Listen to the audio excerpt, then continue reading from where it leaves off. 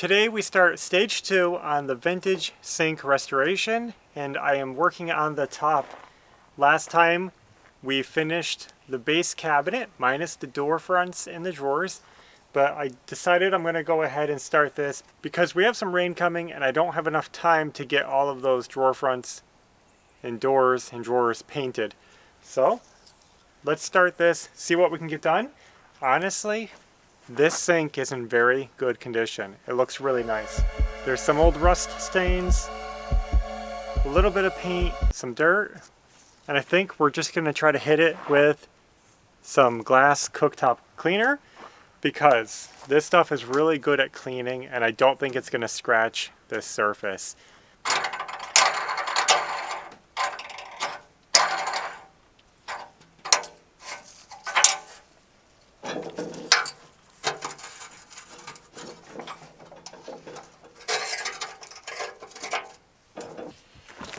I guess I'm just going to loosen up all the dirt first with a damp sponge.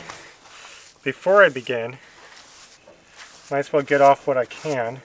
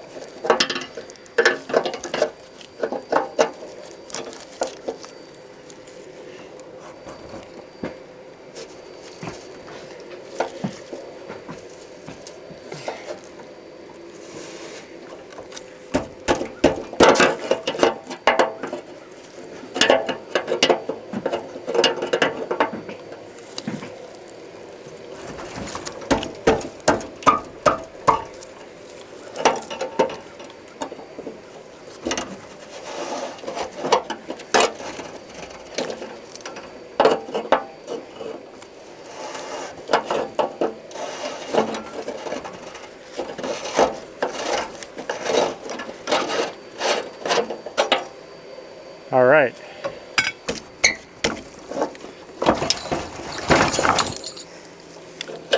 Oh man.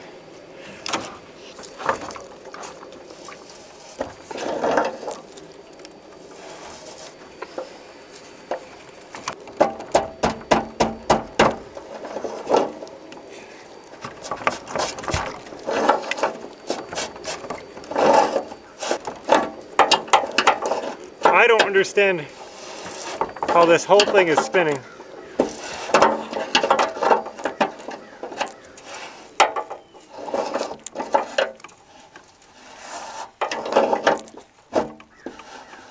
Come on. There it is.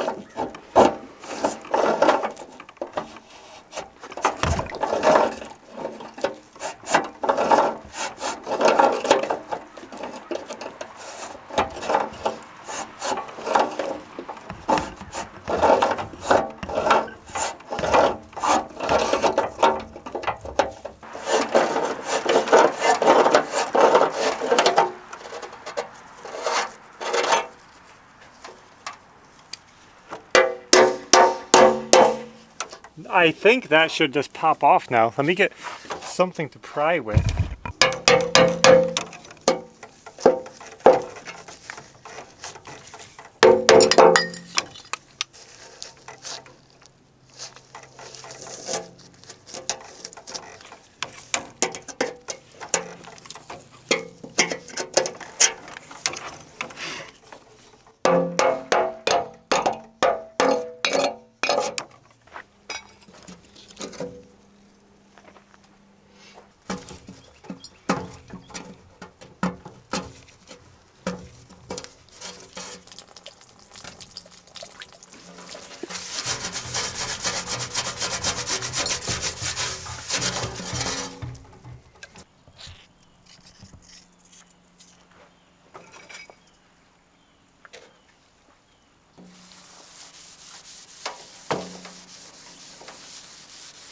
Let me just get it distributed.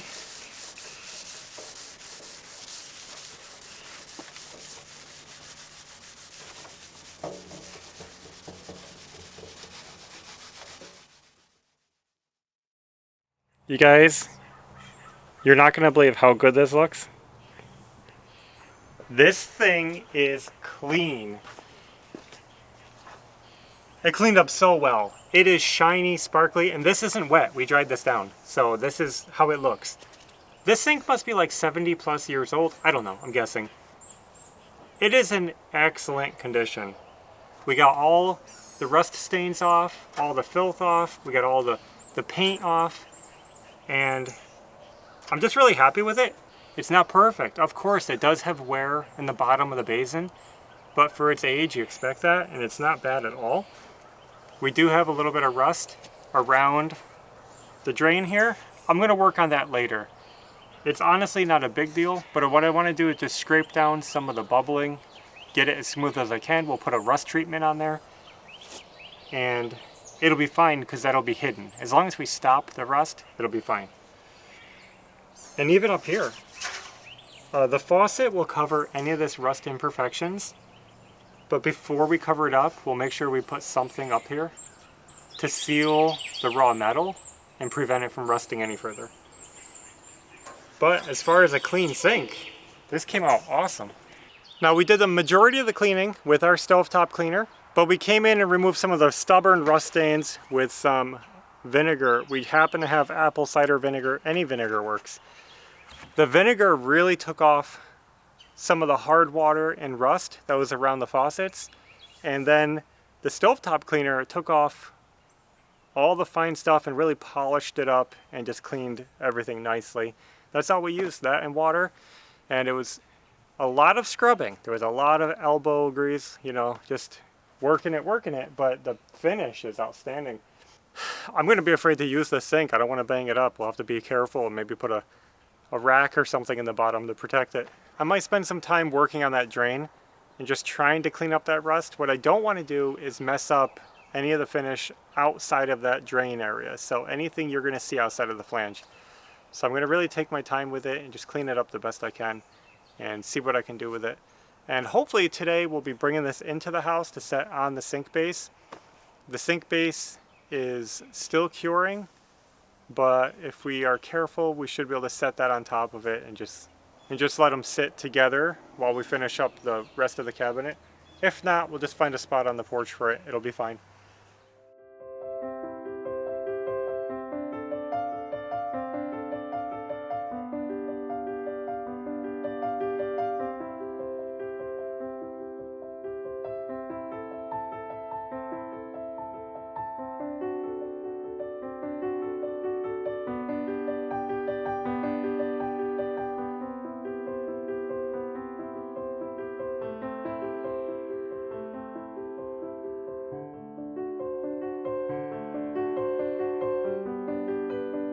While I would love to continue on with the sink restoration, we just had a ton of rain.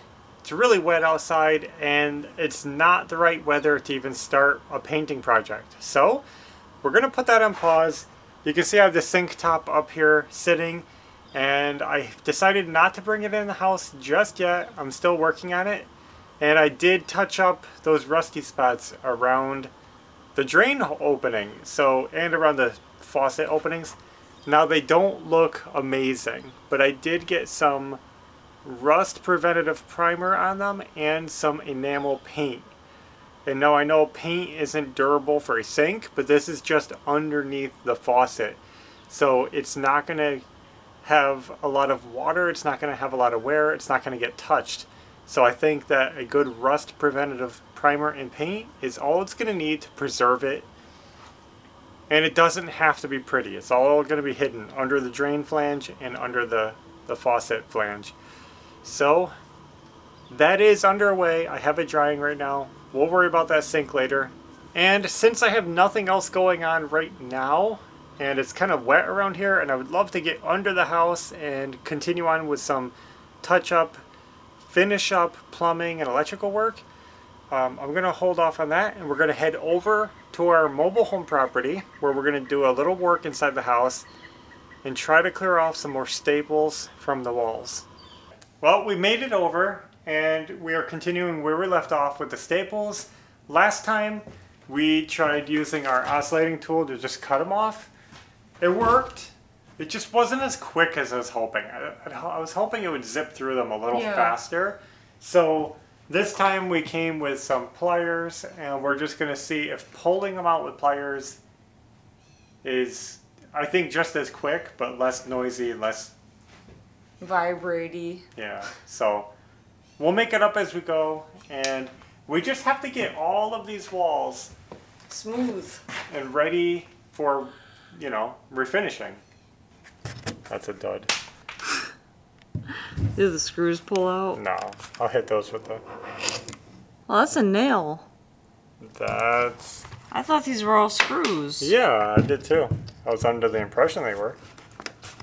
Well, we just learned something new here, didn't we? Mm-hmm.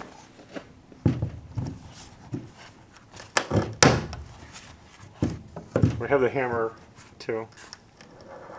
No, this is fine. I don't like loud. I mean to pull it out. Nail puller. Oh.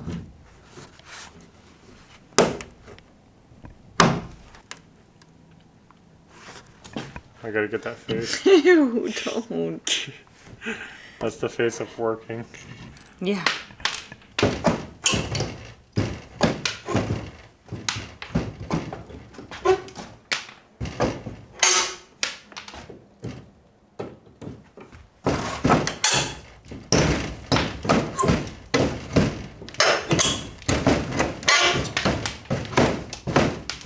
I already know I'm gonna like this a lot better than the oscillating tool. Yeah. So this... So while we're in the middle of working on our kitchen at our home, and we really want to get that done, today just felt like the right day to come over here and start working again, because this project is almost equally as important. We really need to get moving on it. So like we said, this time we're using pliers, and I will tell you that so far it's going really good, and most of all, it's super quiet. Yeah, I prefer the pliers a lot better than the oscillating tool. The pliers are tiring my hand because I'm using the wrong pliers, but yours seem like they're going a lot easier. A little fatigued. Getting weaker, I'm getting slower. You got to squeeze them and then twist them out. Yeah. The squeezing is the tiring part, where you're always squeezing your hand. But we're making progress. We're not messing up our hand with vibrations, and it's just nice being able to chat and not have all the noise in here. Yeah. And not be disturbing the neighbors. You might notice it's getting late. We don't have a good light. The last thing we want to do is be making loud noises in this hollow tin can of a home and disturbing the whole neighborhood. Yeah. And a lot of people suggested just hammering in the staples the last time we did this project. And I totally get it. There's a couple things that I don't like about hammering them in. One is the noise. I would rather have a power tool than a hammer, because hammering thousands of staples in with a metal wall that goes straight to the outside, I feel like the whole neighborhood would just hate us. Yeah. Because all you'd hear is loud drumming at this property. Well, I would hate it too. Mm-hmm. Also. But picture outside, it's going to be like... Yeah. Bang, bang, bang, bang, bang, bang, bang, bang. They're going to say, what kind of hammering is this? So we just don't want to be too noisy for everybody and for us. Yeah. And the other thing is that on these walls, there's a lot of spots where there's still drywall left, little bits and pieces of paper and drywall, and you still got to pick those away. And when you're hammering, it's just a nuisance. It just stops you from hammering in the staples, and I don't know, I just don't like it. And I also don't like bent over staples. They tend to stick up and not lay flat. Yeah. So... And I'm not good at hammering. That's why we're not hammering. It's just noisy, and we just don't like the results. One more day, we should have all the staple work done. I think we're like at least 80% done with the staples. Well, guys, progress made, and it looks good. Yep. And how you feeling? Fine. I got bored a lot quicker than she did. I stopped working, but you kept going. Well, it's probably partly because I had the better pliers. Mm-hmm. That makes a difference. We got to invest in some more pliers. Yeah, that rolly kind. We are always looking for pliers, too. Yeah. We're always saying, where's the pliers? I can't find them. Yep. We'll buy some new ones eventually. These studs are looking so good. Most of them are clear. Like you were saying, 80% done or more, maybe 90% done. We had a big surprise that when we got down to the end of the home, it was already done. Yeah. And I don't know if that was Stan in the corner or me when we began, because I probably cleared them and just forgot. I don't know. Yeah. So You that's must cool. have been like thinking it just has to get done eventually, so I'll do it when I'm gutting. Yep. And we just forgot. But that's all we're doing for tonight anyway. So thanks for watching. And until next time, take care. See ya. Bye.